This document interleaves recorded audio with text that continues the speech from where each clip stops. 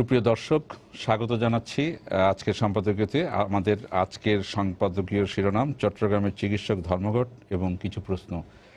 আর এ নিয়ে আলোচনার জন্য আমাদের স্টুডিওতে আমন্ত্রণ জানাচ্ছি, আমার ডান দিক থেকে পরিচয় করে দিচ্ছি, রয়েছেন স্বাস্থ্য অধিকার আন্দোলনের সভাপতি অধ্যাপক ডক্টর রশিদি মাহবুব, রয়েছেন বাংলাদেশ মেডিকেল অ্যাসোসিয়েশনের মহাসচিব ডক্টর ইকবাল আরসালান, এবং রয়েছেন বাংলাদেশ হেলথ রিপোর্টার্স ফোরামের সভাপতি সাংবাদিক জনাব তৌফিক মারুফ। আপনাদের তিনজনকে স্বাগত জানাচ্ছি। এছাড়া আরেকজন আছেন আমাদের, চট্টগ্রামের ব্যুরোতে রয়েছেন চট্টগ্রাম প্রেস ক্লাবের সভাপতি জনাব কলিম সারওয়ার। আপনাকে স্বাগত জানাচ্ছি আমাদের আজকের আলোচনা অনুষ্ঠানে। দর্শক, জানিয়ে রাখি, আমাদের আলোচনায় আপনি অংশ নিতে পারবেন, এই জন্য আপনাকে ফোন করতে হবে। আপনার যে নম্বরগুলো পর্দায় দেখতে পারবেন সেই নাম্বারে, এছাড়া ফেসবুক অথবা SMS এর মাধ্যমে আপনাদের মন্তব্যগুলো এই অনুষ্ঠানে পাঠাতে পারবেন। আলোচনা শুরু করার আগে এখন পর্যন্ত যে শিরোনামগুলো আছে সেগুলো আমরা একটু দেখে নিই। স্বরাষ্ট্র মন্ত্রণালয় অনুমতি পাওয়ার পর বেগম জিয়ার বিরুদ্ধে রাষ্ট্রদ্রোহ মামলা হচ্ছে সোমবার। শহীদদের নিয়ে এমন কোনো কথা বলেননি তিনি, দাবি বিএনপির। বাংলাদেশে বিনিয়োগের উপযুক্ত সময় এখনই, বললেন প্রধানমন্ত্রী। মধ্যম আয়ের দেশে পরিণত করতে সবার সহযোগিতা আহ্বান।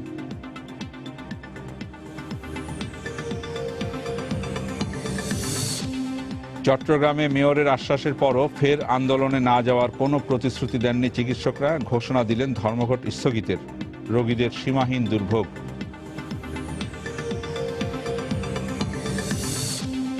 সহিংসতা, অশ্লীলতা ও সন্ত্রাসী কর্মকাণ্ড প্রতিরোধে সহযোগিতা করবে ফেসবুক, গুগল ও ইউটিউব। সিঙ্গাপুরে বৈঠক শেষে দেশে ফিরে টেলিযোগাযোগ প্রতিমন্ত্রী।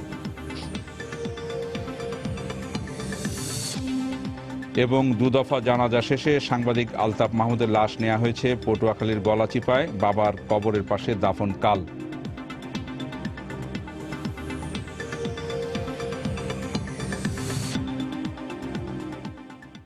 আমরা শিরোনামগুলো দেখলাম। আমরা আলোচনা শুরুতেই প্রয়াত সাংবাদিক নেতা আলতাফ মাহমুদের স্মৃতির প্রতি গভীর শ্রদ্ধা জানিয়ে আজকে আমাদের আলোচনা শুরু করছি।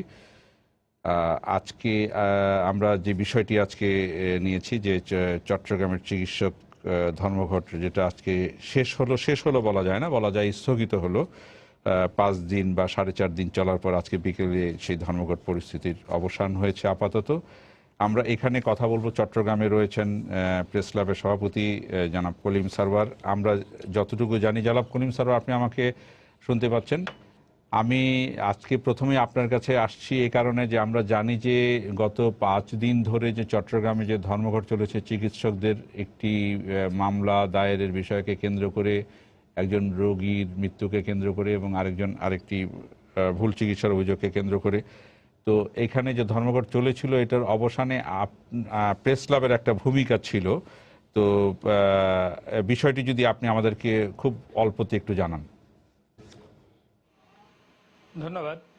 গত 5 দিন ধরে চট্টগ্রামের চিকিৎসকদের কর্মবিরতি চলছিল রিমার মৃত্যুকে কেন্দ্র করে যে মামলা হয়েছে সেই মামলার প্রতিবাদে।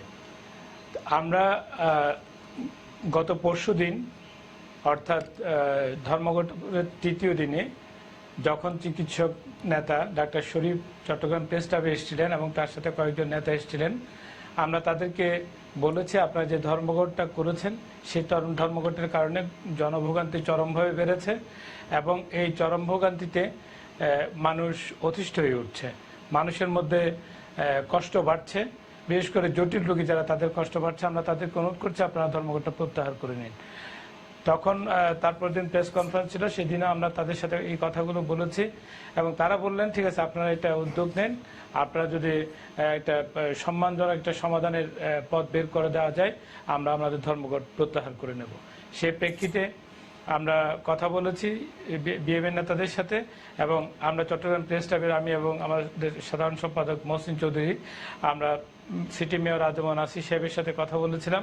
তিনিও যথেষ্ট আন্তরিকভাবে এগিয়ে এসছেন এবং আমরা সম্মিলিত প্রচেষ্টায় চিকিৎসকদের অনুরোধ করেছি, আমার চট্টগ্রামের মানুষের স্বার্থে, চট্টগ্রামের রোগীদের স্বার্থে আমরা বলেছি যে আপনারা ধর্মঘট প্রত্যাহার করে আপনারা কাজে যোগ দিন, তাতে করে আমরা সাধারণ মানুষ উপকৃত হব। চট্টগ্রাম প্রেস ক্লাব একটি প্রতিষ্ঠান, যে প্রতিষ্ঠান আমি মনে করি যে সমাজের সব ক্ষেত্রে তাদের ভূমিকা রাখা দরকার। যেখানে তার ভূমিকা রাখার সুযোগ আছে, সেক্ষেত্রে এই ভূমিকাটুকু আমরা রেখেছি মানুষের ভোগান্তি লাঘবের জন্য শুধু। ধন্যবাদ আপনাকে। আমরা আবার আসবো আপনার কাছে। আমরা জানি যে আজকে যে যেটা হয়েছে চট্টগ্রাম বিএম এর শাখা থেকে, জনাব ইকবাল আরসালান আপনার কাছে আসছি, যে আজকে আপনাদের চট্টগ্রাম শাখা যে ধর্মঘট প্রত্যাহার হয়েছে 1 সপ্তাহের জন্য, এটা বলা হয়েছে যে স্থগিত করা হয়েছে, তো এবং 1 সপ্তাহ সময় দেওয়া হয়েছে। আমি আপনার কাছে জানতে চাইবো যে এখানে সময়টা আপনারা কাকে দিয়েছেন? এখানে তো সরকার তো কোনো পক্ষ না, বা সরকার তো মামলা করেনি, যেটা মামলা দায়েরকে কেন্দ্র করে আপনারা এই ধর্মঘট করেছেন এবং মামলা প্রত্যাহারের দাবি তোলা হচ্ছে। মামলা করেছে সাধারণ মানুষ, যারা অভিযোগ করেছে ভুল চিকিৎসায় রোগীর মৃত্যু হয়েছে। আরেকজনের অভিযোগ হচ্ছে তার পেটে সম্ভবত সুই রাখা, অভিযোগ ছিল যে মানে ভুল চিকিৎসা এবং তাকে দ্বিতীয়বার অস্ত্রোপচার করতে হয়েছিল। তো দুটো ক্ষেত্রেই দুজন সাধারণ নাগরিক মামলা করেছে। তো আপনারা আলটিমেটামটা কাকে দিচ্ছেন? ধন্যবাদ। বিষয়টা হচ্ছে যে এখানে সামগ্রিক বিষয় আছে, যে সরাসরি যে আপনার আজকে যে ঘটনাটা ঘটেছে চট্টগ্রামে, সেটাই যে এর মূলে কাজ করছে আমি বলবো তা না। এটা অনেকগুলো সমষ্টিগত কারণে আসলে চট্টগ্রামের যারা বাংলাদেশ মেডিকেল অ্যাসোসিয়েশনের সদস্য, তাদের মধ্যে ক্ষোভ তৈরি হয়েছে। যেমন ধরেন যে আপনার একজন চিকিৎসক, তিনি চিকিৎসা করেন, যে তার যথাযথ যে কর্তৃপক্ষ যখন তাকে লাইসেন্স দেন তখনই তিনি চিকিৎসা পেশায় আসেন। এখন হচ্ছে দেখেন যে হ্যাঁ, নেগলিজেন্স হইতে পারে, সে নেগলিজেন্স হইতে পারে যে আপনার ইচ্ছাকৃত হইতে পারে, অনিচ্ছাকৃত হইতে পারে, জ্ঞাত হইতে পারে, অজ্ঞাত হইতে পারে। এখন একজন চিকিৎসক তিনি চিকিৎসা দিচ্ছেন, সিনসিয়ারলি অনেস্টলি বৎসরের পর বৎসর চিকিৎসা দিচ্ছেন। এখন একটা ক্যাজুয়ালিটি হওয়ার পরে, মর্টালিটি বা মরবিডিটি হওয়ার পরে, যখন এই চিকিৎসকের বিরুদ্ধে 304 বা 304-এর ক ধারায় মামলা দেওয়া হয়, তখন আসলে চিকিৎসকের কোনো অবস্থান থাকে না। কেননা আপনার 304 ধারায় কি বলছে, যে culpable homicide not amounting to murder. তার মানে যে এটা হচ্ছে যে তিনি সজ্ঞানে হত্যা করেছেন, কিন্তু হত্যার উদ্দেশ্যে হত্যা করেননি। আর 304-এর হচ্ছে যে নেগলিজেন্সের কারণে। এরপরে দেখেন যে পূর্বে যে ঘটনাগুলো ঘটেছে, যে কোর্ট মামলাগুলো নেয় বা থানা মামলাগুলো নেয়, চিকিৎসকদেরকে এটা সত্য মিথ্যা যাচাই করার আগেই যে কারাগারে নিক্ষেপ করা হয় এবং তাদেরকে ভীষণভাবে যে হ্যারাস করা হয়। এখন একজন চিকিৎসক চিকিৎসা দিতে যে যদি তার যদি, আমরা বলবো না যে যদি কারোর নেগলিজেন্সি থাকে, যে ইচ্ছাকৃত নেগলিজেন্সি যদি কারোর থাকে, অবশ্যই সেটা পানিশেবল অফেন্স।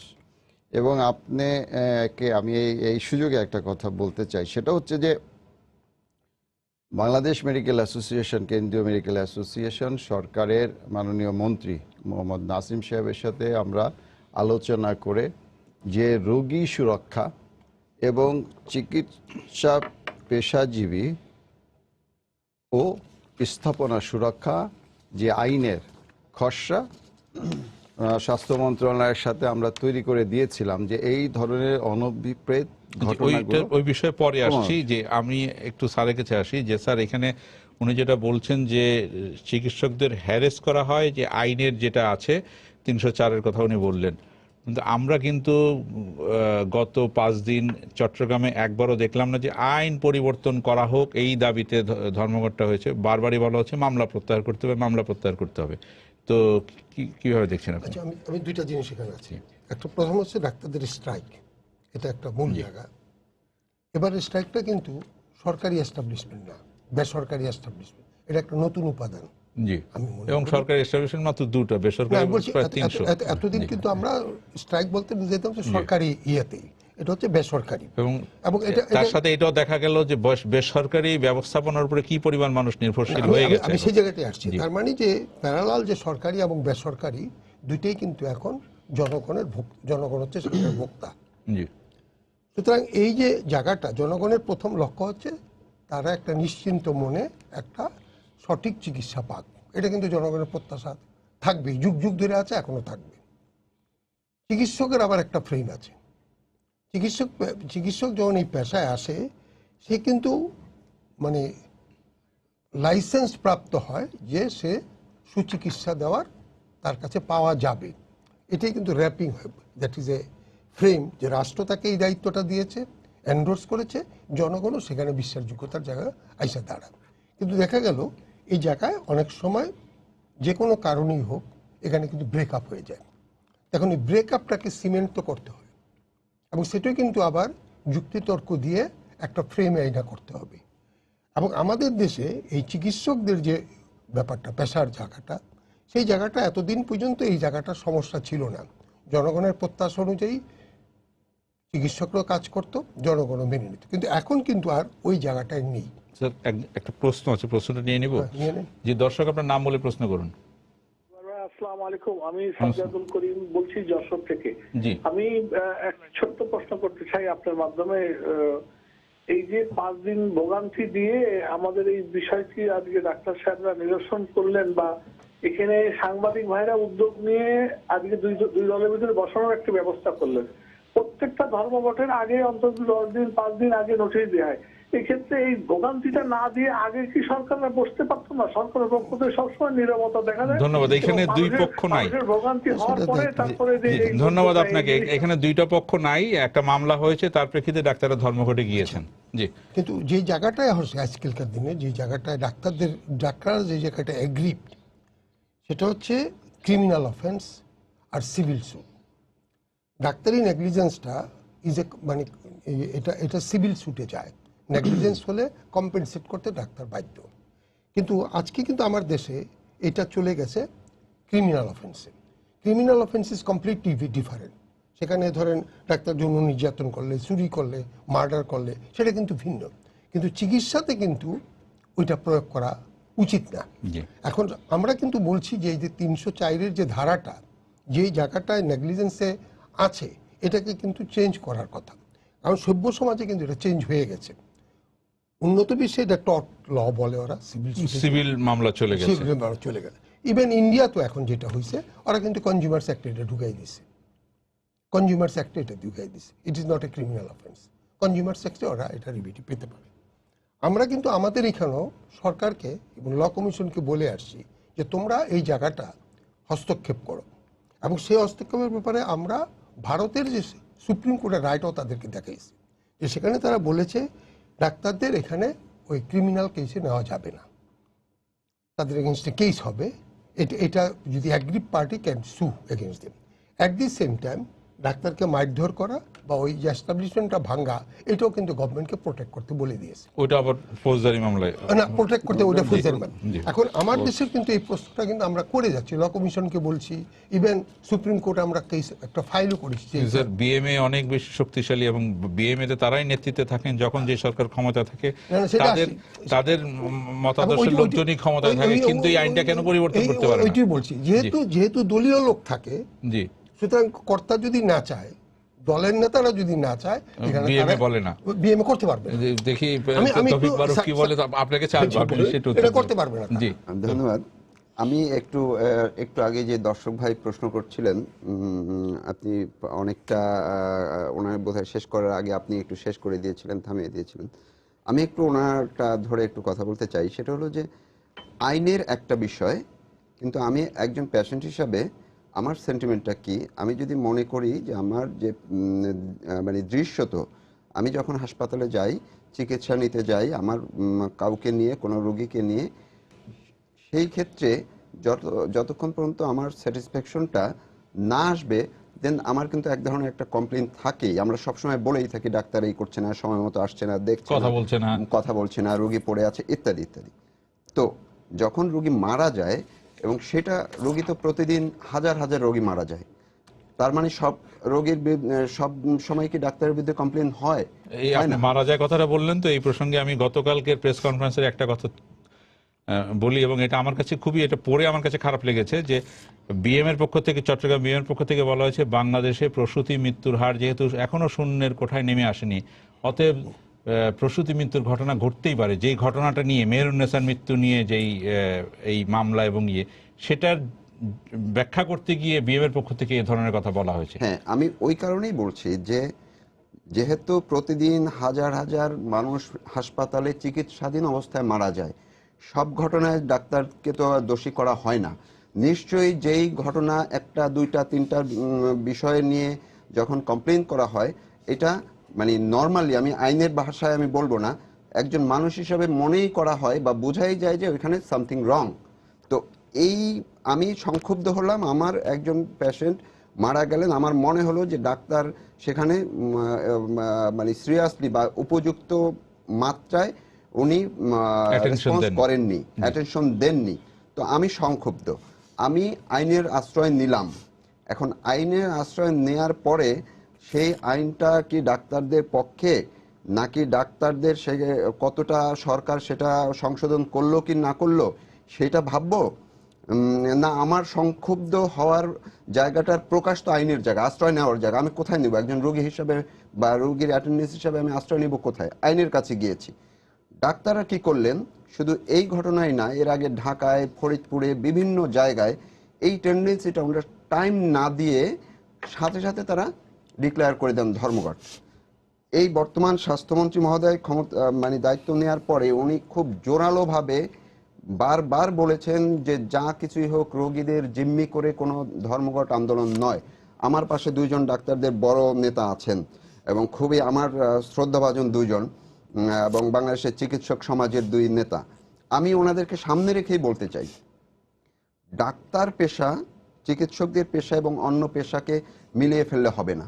অন্য পেশার যারা মানুষ আছেন তাদের অধিকারের জায়গা, তাদের মূল, তাদের দায়িত্ববোধের জায়গা যদি আমরা মিলিয়ে ফেলি, আপনারা যদি বলেন অন্য পেশার তারা আন্দোলন করে না, ধর্মঘট ডাকে না, তখন কেন কথা হয় না? যদি সেটাই আপনারা ভেবে থাকেন তাহলে তো বলবো যে সব পেশাকে আপনারা সমান ধরছেন। কিন্তু আমরা তো মানুষ ভাবতে চাই ঈশ্বরের পরই আপনাদের জায়গা। তো সেই জায়গাটায় গিয়ে আপনারা যারা নেতৃত্ব দিচ্ছেন, ওই ভাই যেটা প্রশ্ন করেছেন যে 5 দিন ধর্মঘট চললো, আপনাদের দায় দায়িত্বটা আপনারা কোথায় পালন করেছেন? আপনারা কি পারেননি প্রথম দিনই এটি বন্ধ করে দিতে, যে ঠিক আছে আগে ধর্মঘট থামাও, আমরা দেখছি? কি সরকারকে উনি দায়ী করছেন, আপনি সেখানটায় থামিয়ে দিয়েছিলেন জুবাইর ভাই। আমি যদি বলতে চাই, এই আন্দোলনের সাথে যারা নেতৃত্ব দিচ্ছেন, যারা আছেন, তারা সবাই, এবং যারা আসামি তারা হচ্ছেন সরকার সমর্থক দলের চিকিৎসক। যদি তারা প্রভাবশালী না হতেন আজকের এই আন্দোলন হতো কিনা আমার সন্দেহ আছে। যদি তাই হয়ে থাকে, সরকারের এখানে একটা আরো দায়িত্বশীল আচরণ করার প্রত্যাশা মানুষ করতেই পারে। কারণ হচ্ছে ধর্মঘটে যেই বেসরকারি হাসপাতালগুলোর মানুষ সাফারার হয়েছেন, আমরা জানি শুধু চিটাগাঙে না, ঢাকা সহ সারা দেশে সরকারি হাসপাতালে সরকারি চিকিৎসকরাই মূলত বেসরকারি বা প্রাইভেট হাসপাতালগুলো পরিচালনা করে থাকেন, চিকিৎসা দিয়ে থাকেন, সেখানে প্রাইভেট প্র্যাকটিস করেন। তো সেই দায় কিন্তু সরকারও আসলে এড়াতে পারেন না। আমি মনে করি এই যে 5 দিন মানুষ যে ভোগান্তি শিকার হয়েছে, সেটার দায় সরকারের উপরও বর্তায়। ওই যে দর্শক যেটা বলেছেন, এটা আসলে খারাপ কিছু বলেননি। তবে বিএমএ মহাসচিব মহোদয় এখানে আছেন। আমার প্রশ্ন যে চিটাগাঙে যিনি বিএমএর সেক্রেটারি আছেন, ডক্টর শরীফ সাহেব, ফ্যামিলি প্ল্যানিং এর একজন ডাইরেক্টর, উনি থাকেন ঢাকায়। শুধু উনি না, আরো অনেক জেলা শাখার সভাপতি সম্পাদক তারা ঢাকায় থাকেন, ঢাকায় দায়িত্ব পালন করেন সরকারি বিভিন্ন পদে। তারা যখন ওইখানে কোনো ইস্যু হয় তখনই তারা ছুটে যান, তারা সেখানে নেতৃত্ব দেন। এই বিষয়টি আপনাদের বোধহয় দেখা উচিত। নয়তো আমি মনে করি আপনি যদি উদ্যোগ নিতেন এজ এ মহাসচিব হিসাবে, এটি একদিনের বেশি 2 দিন যেত না, মানুষের ভোগান্তি হতো না। কি বলবেন কেন এটা, এই প্রশ্নটা কিন্তু আপনার। আমি আসি, ধন্যবাদ যে মারুফ। 1 নাম্বার হচ্ছে যে আমি শেষ থেকে শুরু করি, যে উদ্যোগ তো ডেফিনেটলি যে আমাদের পক্ষ থেকে ছিল, এবং যে আপনার আমাদের আপনি সীমাবদ্ধতা কিভাবে আছে। উদ্যোগ ছিল? আপনি বলছেন গতকালকে আপনি একটা, আজকেই পত্রিকায় এসছে, প্রথম আলোতে আপনার একটা বক্তব্য এসছে যে এখানে ডাক্তাররা প্রশংসার দাবি রাখে, তারা নিজেদের স্বার্থ হ্যাঁ, বিসর্জন না, না, দিয়েছে। হ্যাঁ, আমি সেটাই আসছি। কিভাবে স্বার্থ সেটা বিসর্জন আমি দিয়েছে? আমি আসছি, সেটা আমি আসছি। যে আপনার যে তৌফিক মারুফ যেটা বললো যে আমরা সবসময় অতীতে আপনাদের দ্বারা সমালোচিত হয়েছি, গণমাধ্যম এবং সাধারণ মানুষ দ্বারা। আরেকজন দর্শক আছেন, প্রশ্ন নিয়ে নিই একটু। জি দর্শক, আপনার নাম বলে প্রশ্ন করুন। আসসালামাইকুম, আমি কায়ুম খুলনা থেকে বলছি। জি বলেন। জি, আমার প্রশ্ন হলো, ডাক্তার সাহেবেরা এত সেবা দেন, সবকিছু ঠিক আছে, যদি একটু 19-20 হয় কিংবা একটা রোগী মারা যায়, যদি সে কেস করে, সে তো ক্ষুব্ধ, তার তো স্বজন হারাইছে, তাহলে তারা ওনারা ওখানে কোর্টে যাই ডিফেন্ড করে ওনারা যদি নির্দোষ হয় ওখান থেকে ইয়া হবে। তাই বলে এত হাজার হাজার লক্ষ লক্ষ রোগীরে তো তারা জিম্মি করে অর্ধেক বাড়ি ফেলাইতে পারে না, তাই না? জিনিসটা জি ধন্যবাদ। ধন্যবাদ প্রশ্নটা কায়ুম আমরা সাহেব, বুঝতে আপনার উত্তরটা আমি দিচ্ছি। জি। বিষয়টা সেখানে না, বিষয়টা হচ্ছে সংক্ষুব্ধ যে সে করতেই পারে। যেমন আপনাকে বলি, আজকে আমাদের শ্রদ্ধেয় আলতাফ মাহমুদ সাহেব মারা গেলেন, কালকে আমাদের শ্রদ্ধেয় এম এ আজিজ সাহেব মারা গেছেন, এবং তাদের পরিবার পরিজন, আমি জানি, আমি ছিলাম সেখানে, যে সর্বত্র চিকিৎসা করার পরেও তারা ক্ষুব্ধ হয়েছিলেন, কিন্তু তারা কোনো মামলা করেননি বা এই ধরনের কোনো পদক্ষেপে যাননি। ঠিক আছে, মাঝে মাঝে যে এরকম হয় না তা না, কিন্তু প্রশ্নটা হয়ে গেছে যে যখনই আপনার মামলাটা হচ্ছে 304, 304 ক, তখনই নন ভেলেবল আপনার ওয়ারেন্ট হয়ে যাচ্ছে, তখনই এই চিকিৎসকদেরকে অ্যারেস্ট করে কারাগারে নিক্ষেপ করা হচ্ছে এবং জামিন দেওয়া হচ্ছে না। সেই ক্ষেত্রে সেই প্রোটেকশনটা কে দেবে চিকিৎসকদেরকে? এবং আজকে দীর্ঘদিন ধরে আমরা চেষ্টা করছি যে রোগী, চিকিৎসা পেশাজীবী কিন্তু এবং আপনারা এই প্রতিষ্ঠান ইস্যুতে সুরক্ষা আইনের জন্য একবারও কি কোনো আন্দোলনে গিয়েছেন? না, মানে এই মামলার ধারা চেঞ্জ করা হোক? না, এই না, বিষয়ে মামলার এখন ধারা পর্যন্ত- না, আমি বলি আপনাকে, মামলার ধারা আমরা চেঞ্জ করতে পারবো না। পেনাল কোড বা পেনাল কোড চেঞ্জ আমরা করতে পারবো না, সরকারে বললেও ফৌজদারি করা যাবে কার্যবিধির না। থেকে এখন হ্যাঁ, সিভিল না, ইয়েতে নেওয়া হোক, এই যদি বিষয়ে আপনার এই বিষয়ে বিএমএ তো অনেকদিন ধরে আছে। না, না, BMA না, আজ না, না, পর্যন্ত না, করেছে আমরা কাজ আন্দোলন? করছি, আমরা সরকারের সাথে এই যে আইনটা ড্রাফট করা, এখানে কন্ট্রিবিউট করা, এগুলো আমরা করছি। আরেকটি বিষয় যেটা স্যার আমি যেটা বলি, অভিযোগ করলেন সবই সরকারি দলের হওয়ার কারণে না, না, না, এ করছে এটা না? একদম সঠিক না। সরকারি দলের হওয়ার জন্যও আবার অনেক পজিটিভ কাজও হচ্ছে। ঠিক আছে, যে আসলে তো আমরা আন্দোলনটা করি কেন? অর্জনের জন্য। তা আমরা তো, চিকিৎসকরা তো আন্দোলন করে না কোনো সরকারের পতনের জন্য। আমরা তো রাজনীতিবিদ না যে আমরা একটা সরকারের পতন ঘটিয়ে আমরা ক্ষমতা দখল করব। সেজন্য আমাদের তো ওই যে আন্দোলন বা এই ধরনের সরকার বিরোধী, সরকার পক্ষীয় আন্দোলনের ব্যাপারে যে প্রফেশনাল বডি হিসেবে বাংলাদেশ মেডিকেল অ্যাসোসিয়েশন হোক বা যে কোনো অ্যাসোসিয়েশন হোক, তারা কিন্তু এর সাথে সম্পৃক্ত না, যেভাবেই হোক। যে জিনিসটা সেটা হচ্ছে যে আপনি দেখেন, আপনি একটা কথা বললেন যে আমি বলেছি প্রশংসার দাবি রাখে, আমি এখনো বলবো যে অবশ্যই প্রশংসার দাবি রাখে। কেননা যে দেখেন, চট্টগ্রামে তারা সরকারি হাসপাতাল, এনজিও হাসপাতাল, ইভেন প্রাইভেট হাসপাতালও তারা বন্ধ করেনি। তারা সরকারি হাসপাতালে সমস্ত চিকিৎসকদের তারা ছুটি বাতিল করেছে। তারা যত প্রাইভেট প্র্যাকটিশনার আছে, রিটায়ার্ড ফিজিশিয়ান আছে, তারা সবাই হাসপাতালে এসে 3 শিফট পালাক্রমে চিকিৎসা দিয়েছে। শুধুমাত্র তারা তাদের যে বিকালের যে প্র্যাকটিস, নিজস্ব প্র্যাকটিস, সেই প্র্যাকটিস থেকে নিজেদেরকে বিরত রেখেছে। ডায়াগনস্টিক সেন্টারগুলো ডায়াগনোসিস সেন্টারগুলোও আপনার কাজ করছে, বন্ধ ছিল? নো, না, আমি Diagnosis বলছি না, centerগুলো বন্ধ প্রথম ছিল? দিন বন্ধ ছিল, জি। নো ডাউট, প্রথম দিন সবই বন্ধ ছিল, কিন্তু পরের দিন থেকে বন্ধ ছিল না। আমি তো আপনার সার্বক্ষণিক, আমার তো সার্বক্ষণিক যোগাযোগ ছিল চট্টগ্রামের সাথে। আমরা একটু চট্টগ্রাম থেকে আসি, চট্টগ্রাম প্রেস সার্বক্ষণিক ক্লাব, যোগাযোগ যে ছিল। আমরা একটু চট্টগ্রাম প্রেস ক্লাবের সভাপতি নাম কলিম সারওয়ার, এখানে যেটা আমরা আলোচনা করছি, আপনি কি বলছেন যে এইখানে উনি বলছেন সবকিছু বন্ধ ছিল না, আপনি কি বলবেন? এবং পাশাপাশি আপনাকে আরেকটা প্রশ্ন করছি যে এখানে এটার সাথে, জি, এইখানে একটু রাজনৈতিক বিষয়ও আছে বলে এরকম বলা হচ্ছে, এই বিষয়ে আপনি কি বলবেন?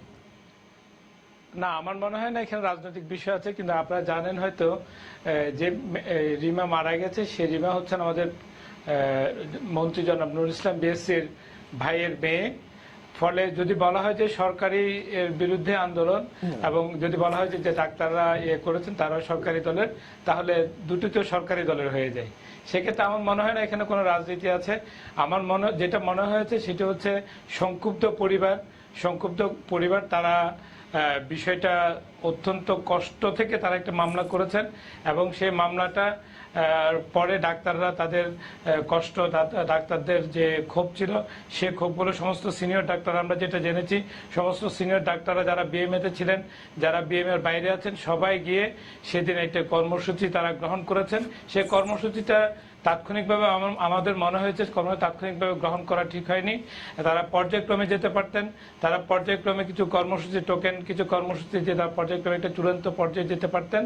যা হোক, আমরা যেটা দেখেছি সেটা হচ্ছে মেয়ের পরিবারের থেকে যে মামলাটা করা হয়েছে, তারপরে ডাক্তারদের যে কর্মসূচি হয়েছে, সে কর্মসূচির পরে চট্টগ্রামের আসলে সমস্ত চিকিৎসা সেবা, সরকারি হাসপাতাল ছাড়া সমস্ত চিকিৎসা সেবা বন্ধ ছিল। এই কারণে মানুষের ভোগান্তি সবচেয়ে বেশি হয়েছে।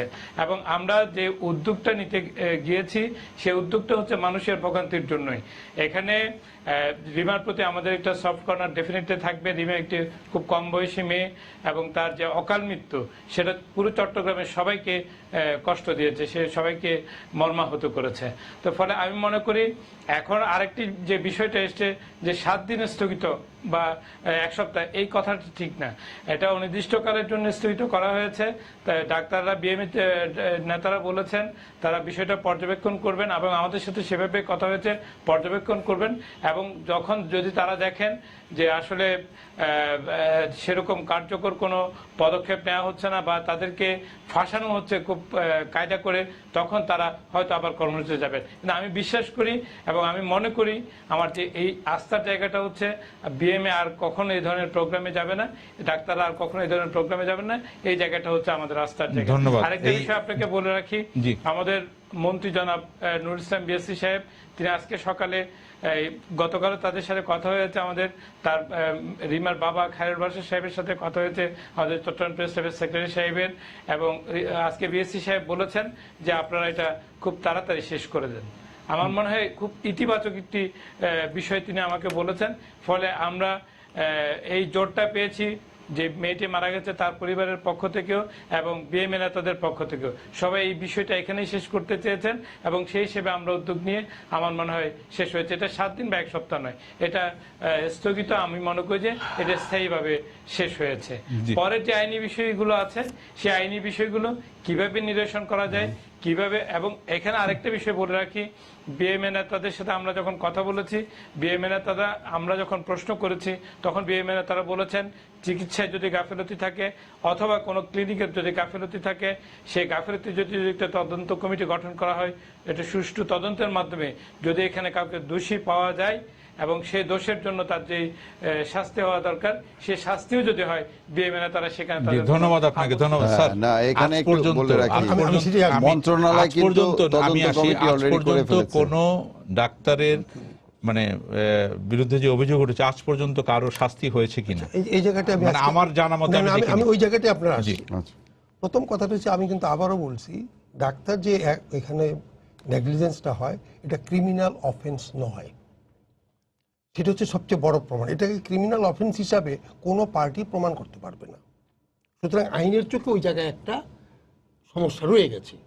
কিন্তু ডাক্তারকে হ্যারাস করতে পারে, পুলিশি হ্যারাস করতে পারে। এবং আমার জানা মতে আজ পর্যন্ত যত কেস হয়েছে এবং ডাক্তার হ্যারাস হয়েছে, এটা ক্ষমতাবান ব্যক্তি ডাক্তারকে দেখে নেওয়ার প্রবণতা থেকে, কোনো বিচারের এখানে ব্যাপার নেই। কারণ বিচারটা হতে পারে compensation, that is on civil sweet. কারণ ডাক্তারকে জেল ফাঁসি এখানে দিতে পারবে না, because it is not a criminal offence at all. এবং এই জন্য এটা হয় কি, ক্ষমতাবানদের একটা পেশার প্রতি, ডাক্তার পেশাকে দেখায় নেওয়ার প্রবণতাটা এটা হয়। এবং আমি আজ পর্যন্ত যত কেস দেখেছি, সব কেস কিন্তু ক্ষমতাবানরাই করে। এবং যেটা হচ্ছে পিপলস পারসেপশন, ফলটা কি হয়? ফলটা আজ পর্যন্ত কোনো কেসে এটা ডাই ডাউন করে যায়, একটা। 2 নম্বর হচ্ছে আরেকটা আছে, সেটা হচ্ছে আন্ডার দ্য কারেন্ট নেগোশিয়েট হয়, কিছু পয়সা নিয়ে যায় যাদের পয়সার দরকার, কারণ ডাক্তার ওই হ্যাকলিংয়ে থাকতে চায় না, টেবিলের নিচ দিয়ে এটা ফয়সলা করে থার্ড পার্টি দিয়ে চলে যায়। পিপলস পারসেপশন যেই জায়গাটা আসছে, দুইটা কেস সম্বন্ধে আমি ইনকোয়ারি করেছিলাম। একটা হচ্ছে যে মেয়েটা মারা গেছে তার ডিসিআর এরকম একটা প্রবলেমেটিক হয় অপারেশনের পরে, যে ব্লাড কোগুলেশনটা হয় না, এবং এটাকে চেক করা quality treatment is a very tough job. এখন যদি ডিসিআর হয়ে থাকে এটা পারা যাবে না। আরেকটা কেস যে ছেলেটা করেছে সেটা তো হচ্ছে হার্নিয়াতে আমরা ম্যাশ ব্যবহার করি, মানে এক রকমের জাল, সেটা দিয়ে রিপেয়ার করে দেয়।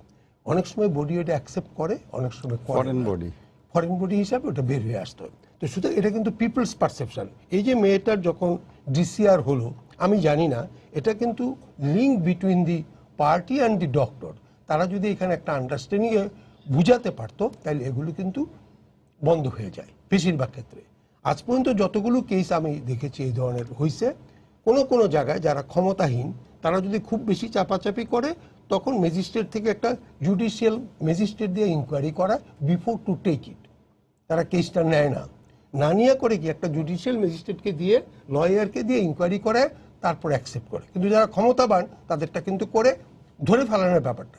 ডাক্তাররা এখানে যে আন্দোলনটা করে ডিফেন্সের জন্য, কারণ ওরা জানে তারা যদি এই আন্দোলনটা না করে ওই ডাক্তারটাকে ধরে নিয়ে যাবে, অ্যারেস্ট হয়ে যাবে। ধরে নিয়ে যাবে। তার মানে এর মাধ্যমে আমি তৌফিকের কাছে আসি, তাহলে তো এর মাধ্যমে বারবার পার পেয়ে যাওয়ার বিষয়টি চলে আসে, বা মানে হয়ে যাচ্ছে। কারণ বিচার হচ্ছে না। অবশ্যই। Compensation স্যার হচ্ছে যেটা বললেন যে এখানে ক্ষমতার তো একটা বিষয় থাকে, ক্ষমতা যেমন আমি যদি বলি এখানে নুরুল ইসলাম বিএসসি সাহেবের ফ্যামিলি বলেই হয়তো বা মামলাটা সহজে পুলিশ নিয়েছে, নয়তো এমনও হতে পারতো ওইখানে যে ডাক্তার নেতারা আছেন তারা কিন্তু খুবই প্রভাবশালী, এমন হতে পারতো যে ডাক্তারের বিরুদ্ধে মামলা নাও নিতে পারতো। আপনি জানেন যে কয়েকদিন আগে লালমাটিয়া যে একসাথে 6টা-7টা বাচ্চা মারা গেল, সে হাসপাতালটা বন্ধ করে দিয়েছিল, সে হাসপাতালটা কিন্তু আবার খুলে গেছে। তো এখানে একটা জিনিস যে ডেথ অডিটের একটা আমাদের সাংবাদিক ফরিদ ভাই মারা গেলেন, বন্ধ ছিল হাসপাতাল কিছুদিন, আবার খুলে গেছে। তো এখন এইটা হচ্ছে যে একটু আগে এখান থেকে বিএমএর মহাসচিব মহোদয় যেটা বললেন যে গভর্নমেন্ট এখন একটা প্রস্তাবিত যে আইনটা আছে রোগী এবং চিকিৎসক সুরক্ষা, এখানে কিন্তু দুইটা, রোগী এবং চিকিৎসক সুরক্ষা, এবং তারা আমরা দেখেছি না চিকিৎসা পেশাজীবী আর ডাক্তারদের কথাই এবং যারা আছেন সব। তো সেখানটা আমাদের অবজারভেশন হচ্ছে যে ওই আইনটা প্রস্তাবিত যেটা আছে সেখানে আসলে তাদের স্বার্থটা একটু বেশি দেখা হয়েছে সাধারণ মানুষের চেয়ে বা রোগীর চেয়ে। কারণটা হচ্ছে যে ওনারা কিন্তু ওই যে ক্রিমিনাল অফেন্সে যে মামলাগুলো করা যাবে না, এখন ওনারা কৌশলে যদি এটি এড়িয়ে যান এবং নিজেরা সেফ থাকতে চান, তাহলে রোগীদের কি হবে? রোগীরা তাহলে তো কোনো কমপ্লেনই করতে পারবে না। এখানে আমি একটা জাস্ট, পৃথিবীর কোন সভ্য সমাজে ডাক্তারের এই ধরনের চিকিৎসাটা ক্রিমিনাল অফেন্স নয়, রুগী তার কাছে আসে এবং রুগীকে সে চিকিৎসা করে। আমি সভ্য সমাজের কথা বলছি, সুতরাং it cannot be a criminal offence at any cost. Right, আমি এটা অন্য কিছু করেন। হ্যাঁ, আমি এটা করছি যে আইনটা আসলে সংশোধন করা দরকার, এটা ঠিকই আছে, এবং এই ক্ষেত্রে গভর্নমেন্ট যে নতুন আইনটা করতে যাচ্ছে কেন জানি না, এটা অনেকদিন হয়ে গেছে, থেমে আছে। তো আপনারা এখানে যারা নেতৃবৃন্দ আছেন আপনারা উদ্যোগ নিলে নিশ্চয়ই এই আইনটা আরো দ্রুত হয়তো আরো একটু সংশোধন করে কিছুটা এদিক সেদিক করে, অর্থাৎ যাতে রোগীদের স্বার্থটা রক্ষা হয়, আপনাদের স্বার্থ রক্ষা হোক, আমার স্বার্থ হচ্ছে রোগীর স্বার্থ, রোগীর স্বার্থটাই কিন্তু বেশি দেখা উচিত, সেই জায়গাটা আসা দরকার। আর আমি এটুকু বলে শেষ করব যে আইন দিয়ে কিন্তু কিছু এই সেবার ক্ষেত্রে, অন্ততপক্ষে চিকিৎসা সেবার ক্ষেত্রে আমি মনে করি আইনের চেয়েও নিজের বিবেকটার জায়গাটা অনেক বেশি, গুরুত্বটা অনেক বেশি দেওয়া উচিত। তো আমরা কিন্তু এই ধর্মঘট, আমি কিন্তু শুধুমাত্র চিটাগাংয়ের এটাকে দেখছি না, বা এই আজকের আলোচনাটাকে আমি ওটার মধ্যে রাখতেই চাই না। আমি চাই যে কয়েকদিন পরপরই দেশের বিভিন্ন জায়গায়, ঢাকায় এরকম ঘটনা ঘটছে, একজন একটা মামলা করলো কিংবা একজন রোগীর স্বজনের সাথে ডাক্তারের মারামারি হলো, তারা আন্দোলন শুরু করে দেন, ধর্মঘট শুরু করে দেন। সরকার বা মন্ত্রী মহোদয় বলেন, ওই এক কথাই বলেন বারবার যে রোগীদের জিম্মি করে আন্দোলন নয়, ধর্মঘট নয়, কিন্তু হচ্ছে। অর্থাৎ তাহলে কি সরকারের কথা ডাক্তাররা মানছেন না, শুনছেন না? আর যারা নেতৃত্ব দিচ্ছেন, আপনি একটু আগেই বলেছেন যে যখন যে সরকার ক্ষমতায় থাকে বাংলাদেশের চিকিৎসক সমাজ তারা রাজনীতি করেন না সেটি না, রাজনীতি সব সমাজেই, সভ্য সমাজে রাজনীতি থাকবে, গণতান্ত্রিক পরিবেশে রাজনীতি থাকবে, এটাই কাম্য। কিন্তু সেটা যদি রাজনীতির ক্ষমতাটা যদি রোগীর সেবার জায়গায় এসে প্রয়োগ করা হয় নিজের সেফটির জন্য, ডাক্তারদের স্বার্থের জন্য, এটি আমি মনে করি আসলে অনৈতিক। এই জায়গা থেকে একটু সরে আসা উচিত, যে আপনারা আন্দোলন করবেন, নৈতিক আন্দোলন অবশ্যই করবেন, সে আন্দোলনকে আমরাও সহযোগিতা করব, কিন্তু এই ধরনের যে ওই যে আমি যদি বলি আপনি বলছেন যে কথায় কথায় আন্দোলন বা ধর্ম এবং এই জায়গাটা থেকে সরে আসা উচিত। আমি এর পরিপ্রেক্ষিতে আপনার সবচেয়ে বেশি একটু বলি না, এই যে আমার কাছে এই আইনের খসড়াটা আমার মোবাইলের মধ্যে আছে, আমি মারুফরে বলবো যে পড়ার জন্য। কোথায় ডাক্তারদেরকে প্রোটেকশন দেওয়া হয়েছে বেশি রোগীদের চাইতে? আমি শেষ করি। হ্যাঁ, যে আপনি তো বলতেছেন বাংলাদেশে ডাক্তাররা কথায় কথায় হরতাল করে, স্ট্রাইক করে, কথায় কথায় কোথায় করে, এটা কিন্তু করে, এটা কিন্তু আমাদের সবার পারসেপশন। এটা না, আপনার পৃথিবীর খবরই জানেন না। আপনি কয়েকদিন আগে আপনার যে পৃথিবীর অন্যান্য জায়গায় উন্নত বিশ্বে একদম 7 দিনের জন্য সমস্ত চিকিৎসকরা তাদের সমস্ত কার্যক্রম থেকে বিরত ছিল। কোথায়? আপনার আফগানিস্তানে। আমি ডাটাগুলো দিতে পারি, না ডাটাগুলো আপনি দিতে পারি। ইভেন পাকিস্তানে সেখানে টিকা দিতে গিয়ে ডাক্তারদের উপর হামলা হয়, টিকা দেওয়ার কারণে ডাক্তারদের উপর হামলা, 14 জন সেনা মারা গেল। তো কনসেপ্টের সাথে আফগানিস্তানকে আমাদের সাথে মিলে দিতে হবে না। রিসেন্টলি আপনার ইউরোপে হয়েছে, ইংল্যান্ডে হয়েছে, এই কারণে সেটা কিন্তু অন্য কারণ। আমি কিন্তু আবারও বলছি যে প্রথম কথাটা হচ্ছে আমার দেশে একসময় আমরা ডাক্তারদের স্বার্থ সংরক্ষণের জন্য বিএমএতে আন্দোলন করতাম বিভিন্ন কারণে, এবং জনস্বার্থ ছিল। এখন যে জায়গাটা এসে দাঁড়াচ্ছে, আমি আবারও বলব পিপলের স্বার্থে, কারণ ডাক্তারিটা বন্ধ হয়ে গেলে, ধর্মঘট হলে, what suffer is the people. আমি অ্যাপিল করব to profession and to the government and to the people, তিনজনের কাছে, যে প্রথম শর্তটা হচ্ছে একটা জায়গায় আমরা যেতে চাই, সেটা হচ্ছে ডাক্তার ক্রিমিনাল নয়। এটা আপনারা সবাই যদি মেনে নেন, বাকি যেটা হচ্ছে নেগলিজেন্স আছে, আপনার নেগলিজেন্সের জন্য বিচার হতে পারে। 3 নম্বর যেটা হচ্ছে যে ডাক্তার ধর্মঘট করবে কি করবে না। আমি কিন্তু আবার বলি, ডাক্তার কিন্তু রুগী দেখা বন্ধ করে ধর্মঘট। স্যার, আমি যদি বলি, ডক্টর ইকবাল আরসালানকে আমি বলতে চাই যে বিএমএ যদি থাকে, ধর্মঘট কেন যেতে হবে ডাক্তারকে? আমি বলি যে অনেক সময় ধরেন যে ঘটনা কিছু কিছু জায়গায় ঘটে যায়, তখন বিএমএ কি এরকম ধরনের প্রস্তাব নিতে পারে না যে আমরা কখনোই কোনো ধর্মঘট করব না, এইভাবে মানে একেবারে তাৎক্ষণিকভাবে ধর্মঘট, এই মুহূর্তে সবকিছু বন্ধ করে দিই, এই ধরনের প্রস্তাব কি আপনারা নিতে পারেন না? যেমন ধরেন যে আমরা যেমন যে কিছু কিছু ক্ষেত্রে যে যখন বাংলাদেশ মেডিকেল অ্যাসোসিয়েশন কেন্দ্রীয়ভাবে যখন কোনো কর্মসূচি দেয়, তখন কিন্তু ধাপে ধাপে দেয়। আপনারা দেখেছেন ইতিমধ্যে পে কমিশনের রিপোর্ট নিয়ে বা অন্যগুলো নিয়ে। শাখাগুলো কিন্তু অনেক বেশি নিরাপত্তাহীনতায় থাকে। আমরা তো আসলে ওদেরকে নিয়ে কাজ করি, আপনারা কাজ করেন। আপনার সাংবাদিক তৌফিক মারুফ যেটা বললেন, সভাপতি সাধারণ সম্পাদক ঢাকায় থাকেন, সপ্তাহে সপ্তাহে জেলায় গিয়ে শাখা চালানোর জন্য। মারুফ একটা উদাহরণ দিয়েছে, আর পাবে না। সেটা হচ্ছে যে মোহাম্মদ শরীফ নির্বাচিত হওয়ার পরে ঢাকায় বদলি হয়ে আসার কারণে তাকে ঢাকার থেকে যে সিলেটের এখন যিনি আছেন দুলাল ভাই, তিনিও তো সিলেটের, এরকম অনেক আছে। না, সিলেটের বিএমএর সভাপতি হচ্ছে আর সেক্রেটারি যারা, দুলাল না, দুলাল হলো কেন্দ্রীয় সচিবের সহসভাপতি, আমরা খুব অল্প সময় পাবো বিএমএর সহসভাপতি। স্থানীয় কমিটিতে সে নাই,